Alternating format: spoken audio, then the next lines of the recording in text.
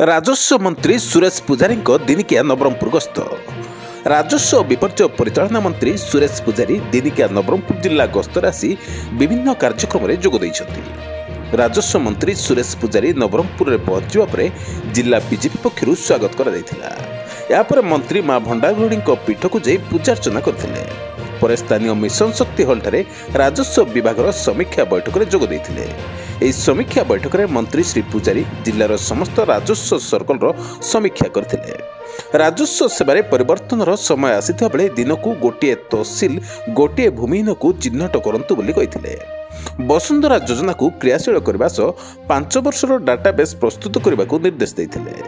ନବରଙ୍ଗପୁର ଜିଲ୍ଲା ଏକ ଜନଜାତି ବହୁଳ ଜିଲ୍ଲା ହୋଇଥିବାରୁ ଭୂମିହୀନ ଜନଜାତିଙ୍କୁ ଜମିପଟା ପ୍ରଦାନ କାର୍ଯ୍ୟ ତ୍ୱରାନ୍ୱିତ କରିବାକୁ ମନ୍ତ୍ରୀ ଶ୍ରୀ ପୂଜାରୀ ନିର୍ଦ୍ଦେଶ ଦେଇଥିଲେ।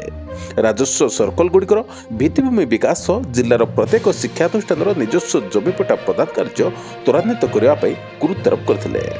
ଏଥିସହ ମାତ୍ରାଧିକ ଜମି ଜବରଦଖଲ କରିଥିବା ଯେକୌଣସି ବ୍ୟକ୍ତିଙ୍କଠାରୁ ଜମି ଉଚ୍ଛେଦ କରାଯାଇ ଗରିବ ଲୋକଙ୍କୁ ଦେବାକୁ ବ୍ୟବସ୍ଥା କରିବାକୁ କଡ଼ା ନିର୍ଦ୍ଦେଶ ଦେଇଛନ୍ତି। ଜିଲ୍ଲାର ଉମରକୋଟରେ ଭୂ ବନ୍ଦୋବସ୍ତ ସମସ୍ୟା ଭୁଲେକରେ ଥିବା ରେକର୍ଡ ସମସ୍ୟା ସମ୍ପର୍କରେ ମନ୍ତ୍ରୀଙ୍କ ଦୃଷ୍ଟି ଆକର୍ଷଣ କରାଯାଇଥିଲା ବେଳେ ଏହାକୁ ଜିଲ୍ଲା ସ୍ତରରେ ସମୀକ୍ଷା କରି ଜିଲ୍ଲାପାଳ ରିପୋର୍ଟ ଦେବାକୁ କହିଥିଲେ। ଏହି ସମୀକ୍ଷା ବୈଠକରେ ବିଦ୍ୟାଳୟ ଗଣଶିକ୍ଷା ମନ୍ତ୍ରୀ ନିତ୍ୟାନନ୍ଦ ଗଣ୍ଡ, ସାଂସଦ ବଳଭଦ୍ର ମାଝୀ, ନବରଙ୍ଗପୁର ବିଧାୟକ ଗୌରୀଶଙ୍କର ମାଝୀ, ଝରିଗାଁ ବିଧାୟକ ନରସିଂହ ଭତ୍ରା ପ୍ରମୁଖ ଉପସ୍ଥିତ ରହିଥିଲେ। ଆଜି ତ ମୂଳତଃ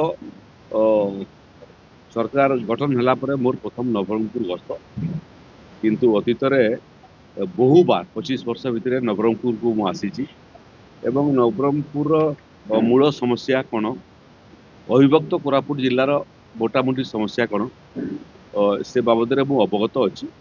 ଏଠି ଯେଉଁ ମୁଖ୍ୟ ସମସ୍ୟା ପ୍ରକୃତରେ 55-56 ମସିହା ବେଳକୁ ଯେଉଁ ସେଟଲମେଣ୍ଟ ହେଇଥିଲା ତାପରେ ଆଉ ସେଟଲମେଣ୍ଟ ହେଇନାହିଁ। ତେଣୁ ଗୋଟେ ନିଖୁଣ ସେଟଲମେଣ୍ଟ କରିବାର ଆବଶ୍ୟକତା ଏଠି ସାଂସଦ ବିଧାୟକମାନଙ୍କର ମାନ୍ୟବର ମନ୍ତ୍ରୀଙ୍କର ମତ ଏଇଟା। ଜିଲ୍ଲାପାଳଙ୍କୁ ଆମେ କହିଛୁ ଯେ ଥରେ ସବୁ ଦିଗକୁ ବିଚାର କରି ପ୍ରପୋଜାଲ ପ୍ରସ୍ତୁତ କରନ୍ତୁ। ଥରେ ପ୍ରପୋଜାଲ ପ୍ରସ୍ତୁତ କଲେ ରାଜ୍ୟ ସରକାର ଠାରୁ ଯାହା ଜିଲ୍ଲା ଚାହିଁବ ତାକୁ ଆମେ ମୋହର ଲଗେଇବୁ। ଏ ଜିଲ୍ଲା ଜନଜାତି ବହୁଳ ଜିଲ୍ଲା, ତେଣୁ ଜନଜାତି ସମ୍ପ୍ରଦାୟର ଯେଉଁମାନେ ଗରିବ ଲୋକ ଅଛନ୍ତି, ଯେଉଁମାନଙ୍କ ପାଖରେ ଜଳ ଜଙ୍ଗଲ ଜମିର ଅଧିକାରରେ ଯେଉଁ ଏଫଆରସି ପଟ୍ଟା ମିଳିବା କଥା ତାକୁ ମୁଁ ପରାମର୍ଶ ଦେଇଛି। ନିର୍ଦ୍ଦିଷ୍ଟ ସମୟ ସୀମା ଭିତରେ ସମସ୍ତ ଜନଜାତି ସମ୍ପ୍ରଦାୟର ଗରିବ ଲୋକଙ୍କୁ ପଟ୍ଟା ପ୍ରଦାନ କରନ୍ତୁ।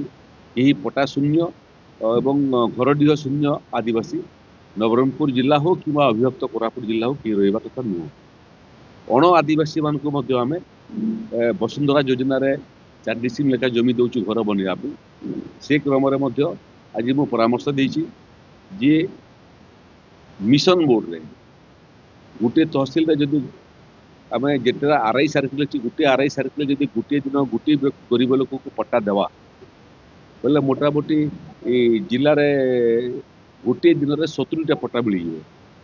70ଟା ପଟ୍ଟା ମିଳିବାର ଅର୍ଥ ହେଉଛି 80ଟା ପଟ୍ଟା ମିଳିବାର ଅର୍ଥ ହେଉଛି ମାସକୁ 2500 ପଟ୍ଟା ପ୍ରଦାନ ହେଇପାରିବ।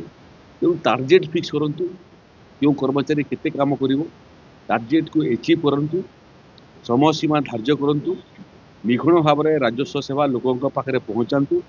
ନବରଙ୍ଗପୁର ଜିଲ୍ଲା ହେଉ କିମ୍ବା ଅବିଭକ୍ତ କୋରାପୁଟ ଜିଲ୍ଲା ହେଉ, ଯେଉଁ ଶିକ୍ଷାନୁଷ୍ଠାନ ସବୁ ଅଛି, ପ୍ରାଥମିକ ଶିକ୍ଷାନୁଷ୍ଠାନରୁ ଆରମ୍ଭ କରିକିରି ସ୍କୁଲ, କଲେଜ, ୟୁନିଭର୍ସିଟି ପର୍ଯ୍ୟନ୍ତ ସବୁର ଜମି ଆଗାମୀ 50 ବର୍ଷକୁ ଦେଖିକରି ଆବଶ୍ୟକ ଜମି ଏବେଠାରୁ ଶିକ୍ଷାନୁଷ୍ଠାନମାନଙ୍କୁ ଦିଅନ୍ତୁ।